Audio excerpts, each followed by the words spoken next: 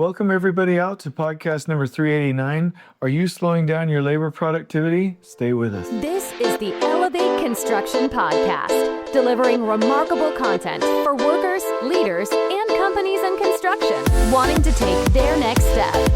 Get ready to step out of your comfort zone with Jason Schroeder as he encourages you to do better, live a remarkable life, and expect more. Let's go. Welcome everybody. I hope you're doing well. I am really excited about this podcast. I teach this a lot, and I have been able to give the case studies and some of the graphs now to people that I've taught, and I want to give full credit to the Scrum course from Scrum Inc., the Scrum course that Felipe Engineer does for a lot of this information. This is where I first received this. I really like Scrum in this system because it anchors us back to true scheduling and builder techniques. So I want to give a shout out. If you haven't done the Scrum course from Felipe Engineer, please go do so. I didn't fully understand scheduling until I learned about Scrum. So I want to make sure that endorsement is clear. But the question is, are you slowing down your labor productivity? Because if you are, we need to stop and we need to help each other and learn from each other and get this fixed. So let's go ahead and go through just a little bit of scaffolding, and then I'll get right into the subject here.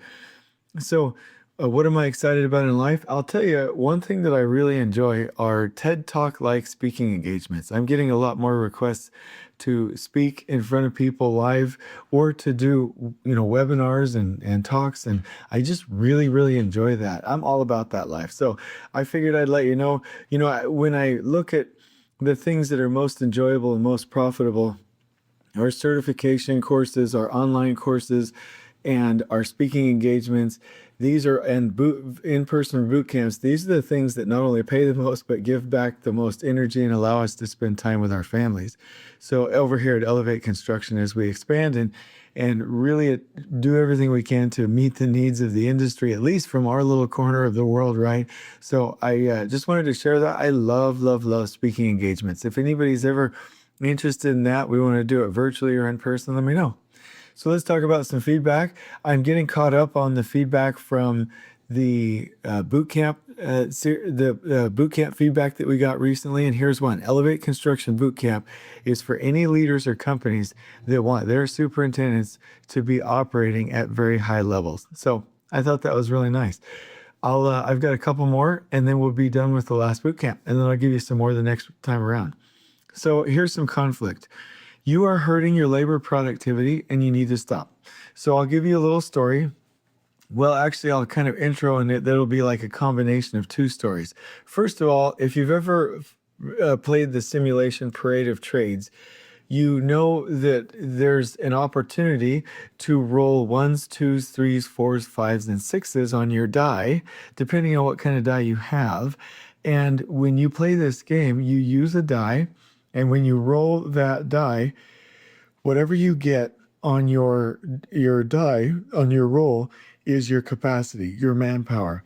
And you get to move, whether you're playing Parade of Trades or the Elevate Construction or Lean Takt invention called Takt Towers, whatever you roll is how much work you get to complete based on how much work is available. And so there's different scenarios where you have different dice. One dice might say 1, 2, 3, 4, 5, 6. The other one might be 3, 3, 3, 4, 4, 4. 3, 3, 3, 3, 4, 4, 4. The other one might be 1, 2, 2, 3, 3, 6. It might be 1, 1, 2, 5, 6, 6. There might be just a number of different dice, just different scenarios. But let's take the most realistic 1, 2, 3, 4, 5, 6.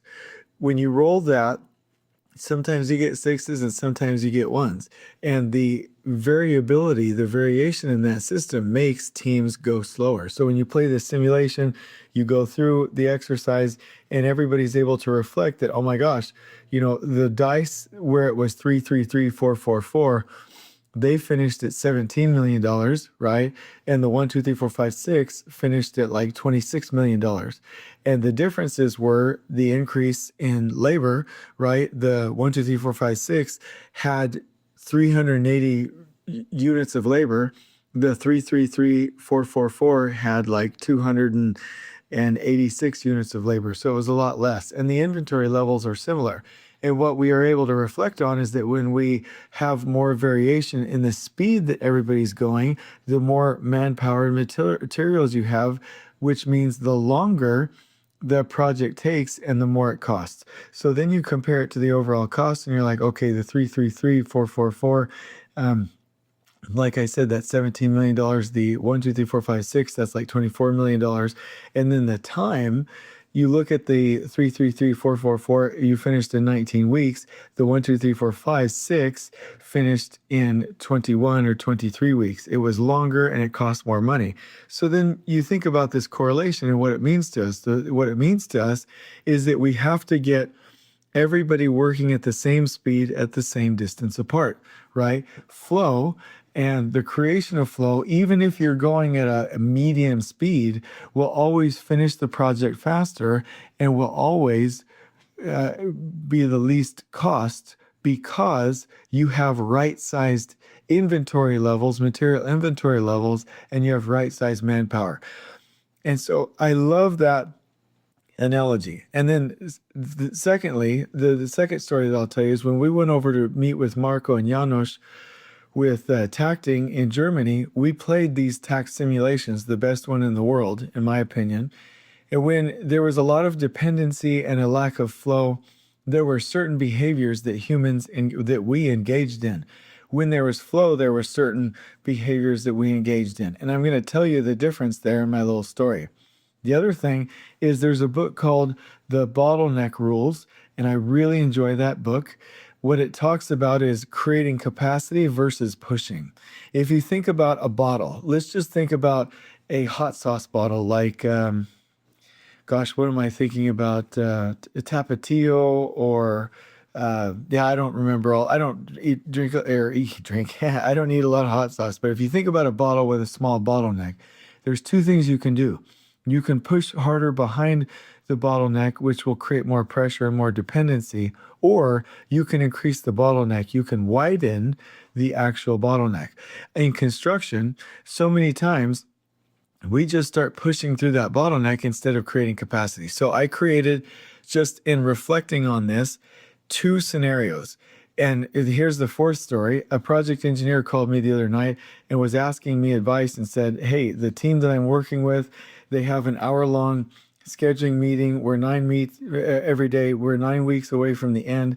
All they do is talk about the schedule and update the CPM, and they're all running frantic. And how do I survive in this environment? And I said, okay, you as a project engineer, you're probably supposed to be focusing on materials, punch list, quality installation. You focus on your role and doing your role really well.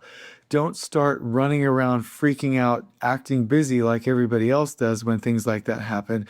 Create capacity. And that got my mind visualizing these 2 scenarios. So let me tell you these 2 scenarios. The first scenario, which is what the industry does, is pushing. This is where you roll 1s and 6s. And you do this by throwing manpower at the problem or the project, throwing money at the problem or the project, throwing materials at the problem or the project, making workers work too fast and too long, working with unsafe and unclean conditions, working with too much dependency, working with not enough time, having too large or too small batch sizes, having an improper sequence, and moving start dates up without preparation. And the other one, in case I didn't say it or even if I've duplicated it, is running around and looking frantic and busy just because you want to show your boss you care. So this is what pushing looks like. Excess manpower slows you down. Excess money slows you down most of the time. Excess material slows you down. Making workers work too fast slows you down. Working with unsafe and unclean conditions slows you down. Working with too much dependency, meaning that you're not getting everybody working at the right distance apart at the same speed. That'll slow you down. Having not enough time in the schedule will freak everybody out and have them start pushing, so it will slow you down. Having too large or too small of batch sizes, which creates dependency, will slow you down. Having the improper sequence. And so this is what most people do to attempt to improve their project conditions, and it just won't do it. Now, on the build capacity side, rolling 3s or 3s and 4s, this is what you would do. Focus on removing roadblocks, installing it right the first time, aligning procurement so that procurement can be there on time, keeping a consistent rhythm and beat, keeping the project clean, safe, and organized, improving team health and stability, taking more time to prepare and make work ready. So on the pushing side, we're always just trying to move people forward without preparation. On the build capacity side, we're keeping things on a rhythm and taking the time to prepare so we can build it right the first time. So you can be on the build capacity side or you can be on the pushing side. And I really like this visual. So the reason I open with this is because throwing excess manpower and materials at a problem or a project rarely helps. And it's the first thing that people do. Meaning that in construction, when somebody's like, oh, we got to focus on production, we got to go faster, we've got to recover this project, it's like, because all they have is a hammer, everything looks like a nail. They start throwing these additional resources at the problem, and it just takes longer and slows us down. So let's talk about the principles. And I've got some slides that Felipe is letting me use on the back end here. Let me talk about some data. And this is from Jim Johnson and from the Standish Group, Chaos Report 2018. On average, agile projects have a 42% success rate compared to only 26% for traditional projects from 2013 to 2017. So when you look at the shakeup, the success rate for traditional projects is very, very low. It's very, very low. So we're talking about 74%. 21% are absolute failed projects. 53% are challenged and finished behind schedule and stretch the team. When you start to involve true Scrum, when you start to involve true lean principles, pull takt time, then you're increasing your percentages at a minimum by another 26%. Meaning that if the whole industry right now just listened to the advice that the industry has, let alone advanced takt planning, let alone advanced lean concepts, let alone the book This is Lean from Nicholas Modig, we could have a success rate of at least 42% and only have 50% projects have difficulty and only 8% projects fail. Now, you might not think that that additional roughly 25% is a big deal, but I do. But then you add in takt time, you add in takt time planning, concepts like This is Lean, True Scrum, Last Planner Done Right, and your percentages are going to go like skyrocket through the roof. So this is the situation we're dealing with. Now, let's look at this. When we look at the impact of adding manpower versus just keeping level manpower levels and level material inventory levels, this is what we're dealing with. When we talk about the amount of tasks that are able to be complete basically on time, and I'm going to give you a scale of 0 to 80, and I'm going to give you 5 different scenarios. The amount of tasks that can be completed by different teams, depending on the consistency of their manpower levels or their team composition, is varied greatly. When less than 50% of the team is consistent, they only get 38 tasks done on average.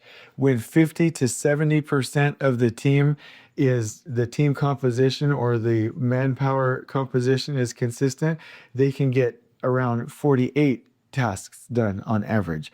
When 70 to 85% of that team composition or that manpower is consistent, then you're somewhere around 58.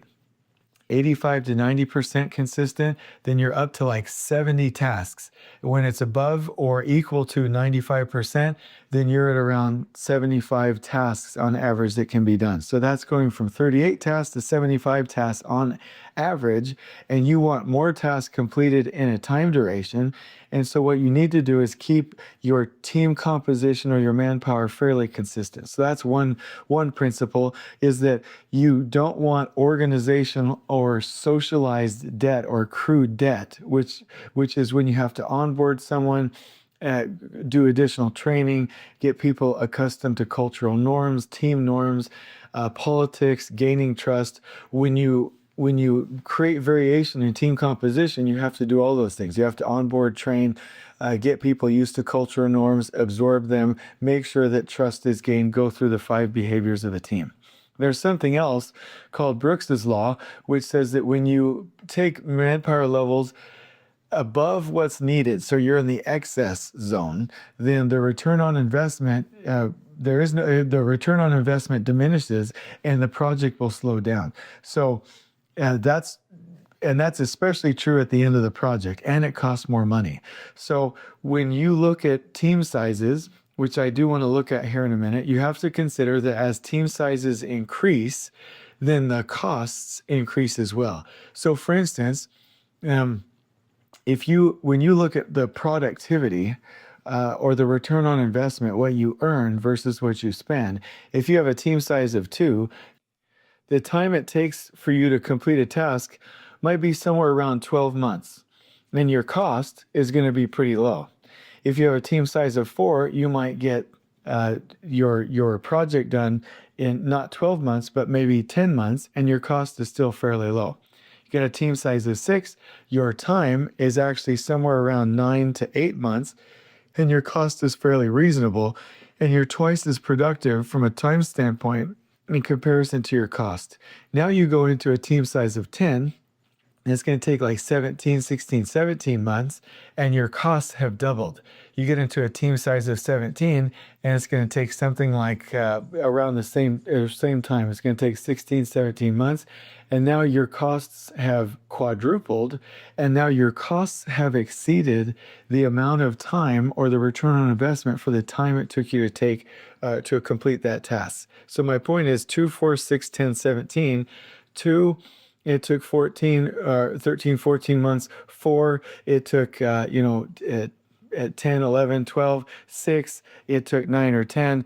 10 people on the team, it took 16 or 17. 17 people, it took 16 or 17. But when you look at 2, 4, 6, 10, and 17 on a team size, you're talking about costs, 2 is low, 4 is low, 6 is about the average. When you go from 6 to 10, you double your cost. When you go from 10 to 17, you double your cost again, which quadruples it from the original ideal team size, which is around 4 to 6 people. So Brooks's Law says that as you add people, excess people to a team, it will take more time and it will cost more. And these studies, let me see where these studies come from. So the source right here, and actually I could give it to you if you ask me, but it's from www.qsm.com/process. And there's a link there that does a study from 491 projects. And I really like this. The other one is context switching.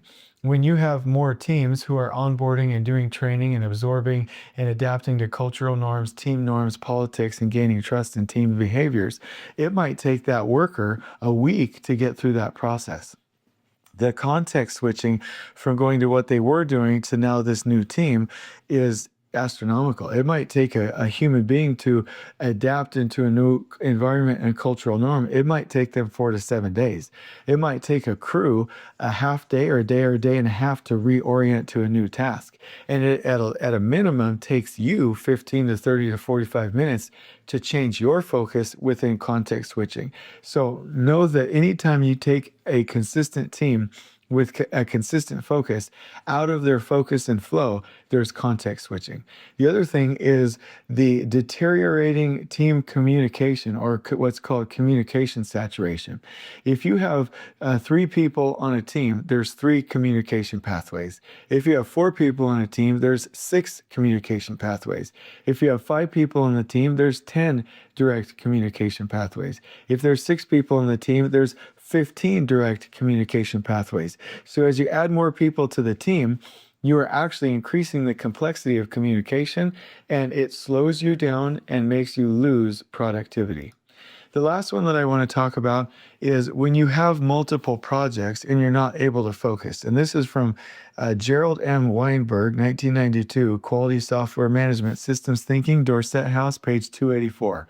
So when you have multiple simultaneous projects, because you have larger crew sizes and more people on those crews, then your productivity diminishes. So if you have one project, you might be at 100% efficiency focus time. When you have 2 projects, you're down to 80%, which means there's 20% waste. 3 projects, you're down to 20% for each project, 60%, which means 40% is waste. 4 projects, you're at 10% capacity for all 4 at 40% with 60% waste.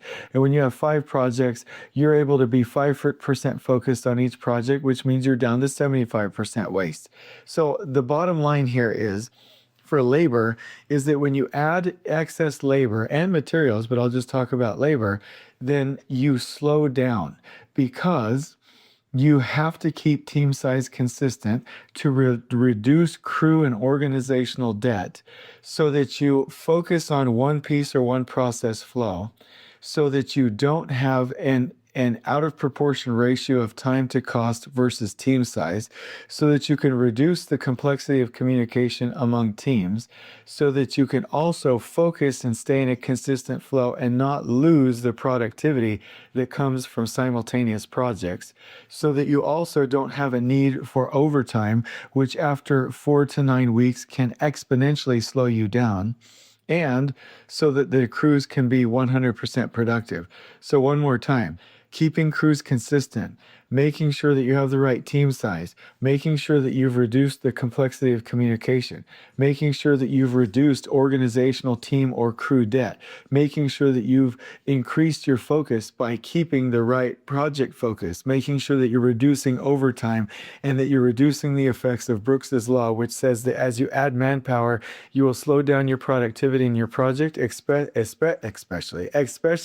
at the latter part of the project. So let's build capacity and consistency and stop pushing and throwing manpower, throwing money at it, throwing materials at it, making workers work too fast, workers work on safe and unclean conditions with too much dependency, not enough time, with too large or too small of batch sizes in an improper sequence.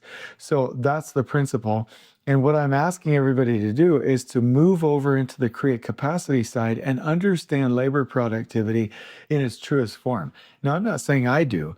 I'm just saying, excuse me, I'm just saying that as I'm learning these things, I'm realizing that in the construction industry, there's things like Nicholas Modig talks about flow efficiency and resource efficiency. There's the labor productivity principles that we learn from Scrum.